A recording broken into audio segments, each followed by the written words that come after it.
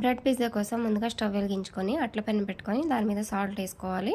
ఇది హీట్ అవ్వాలి కాబట్టి ఇక్కడ ఎన్ని బ్రెడ్స్ కావాలో, ఎన్ని పిజ్జాస్ కావాలో దాన్ని బట్టి బ్రెడ్స్ తీసుకొని ఈ విధంగా కట్ చేసుకోవాలి రౌండ్ షేప్లో.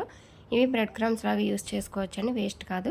ఇప్పుడు దీనికోసం నేను ఉల్లిపాయ ముక్కలు, టమాటా ముక్కలు, క్యాప్సికమ్ ముక్కలు, అలాగే పిజ్జా సాస్, మోజరెల్లా చీజ్ తీసుకున్నాను.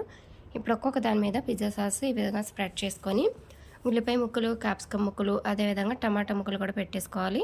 మీకు కావాలంటే స్వీట్ కార్న్, పన్నీరు, చికెన్ కూడా యూస్ చేసుకోవచ్చు. ఇప్పుడు దీనిపై నుంచి చీజ్ వేసేసుకొని కావాలంటే ఇంకాస్త పిజ్జా సాస్ కూడా వేసుకొని అన్నీ కూడా ఈ విధంగా చేసేసుకొని ఒక ప్లేట్లో పెట్టుకొని దాన్ని తీసుకెళ్ళి మనం అట్ల పెనం హీట్ అయ్యింది కదా, దాని మీద పెట్టి మూత పెట్టి చీజ్ అంతా మెల్ట్ అయ్యేదాకా ఉడికించుకోవాలి. చూడండి, పిజ్జా అయితే రెడీ అయిపోయింది. దీని మీద చిల్లీ ఫ్లేక్స్, ఆరిగానో వేసుకొని సర్వ్ చేసుకోవడమే. మా ఈవినింగ్ స్నాక్స్ అయితే ఇదేనండి. వీడియో కనుక నచ్చినట్లయితే లైక్ చేయండి, షేర్ చేయండి, నా ఛానల్కి సబ్స్క్రైబ్ చేయండి. Thank you.